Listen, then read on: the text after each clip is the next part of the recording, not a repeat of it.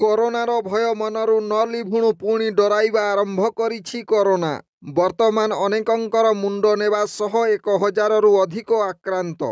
ଆଗକୁ ଏହାର ସଂଖ୍ୟା ବଢ଼ିପାରେ ବୋଲି କୁହାଯାଉଛି।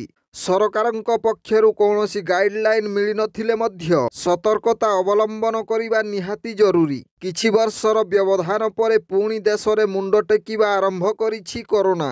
ମୁମ୍ବାଇ, ଦିଲ୍ଲୀ ଓ କେରଳରେ କୋଭିଡ୍ ଆକ୍ରାନ୍ତଙ୍କ ସଂଖ୍ୟା ବଢ଼ିବାରେ ଲାଗିଛି। ଏହା ମଧ୍ୟରେ ଦେଶରେ କୋଭିଡ୍ ଆକ୍ରାନ୍ତଙ୍କ ସଂଖ୍ୟା 1000ରୁ ଅଧିକ ହୋଇଥିବା ବେଳେ ମୃତ୍ୟୁ ସଂଖ୍ୟା ବଢ଼ିବାରେ ଲାଗିଛି। ଦିଲ୍ଲୀ, ମହାରାଷ୍ଟ୍ର, କେରଳ, କର୍ଣ୍ଣାଟକ, ତାମିଲନାଡୁ ଏବଂ ଆନ୍ଧ୍ରପ୍ରଦେଶ ଭଳି ରାଜ୍ୟରେ କୋଭିଡ୍-19 ମାମଲା ହଠାତ୍ ବୃଦ୍ଧି ପାଇଥିବା ଜଣାପଡ଼ିଛି। ମେ ମାସରେ କେରଳରେ ସର୍ବାଧିକ 270ରୁ ଅଧିକ ବ୍ୟକ୍ତି କୋଭିଡ୍ ସଂକ୍ରମିତ ଚିହ୍ନଟ ହୋଇଛନ୍ତି। କେରଳ ଡାକ୍ତରଖାନାଗୁଡ଼ିକରେ ମାସ୍କ ପିନ୍ଧିବା ବାଧ୍ୟତାମୂଳକ କରାଯାଇଛି। ଥଣ୍ଡା, କାଶ ଲକ୍ଷଣ ଥିବା ଲୋକମାନଙ୍କୁ ମାସ୍କ ପିନ୍ଧିବାକୁ ମଧ୍ୟ ପରାମର୍ଶ ଦିଆଯାଇଛି। Bureau report, Janajagaran Odia. Video ଗୁଡ଼ିକ ଆପଣମାନଙ୍କୁ ଭଲ ଲାଗୁଥିଲେ ଆମ ଚ୍ୟାନେଲକୁ ସବସ୍କ୍ରାଇବ୍ କରିବା ସହ ଲାଇକ୍, ସେୟାର କରିବାକୁ ଭୁଲନ୍ତୁ ନାହିଁ।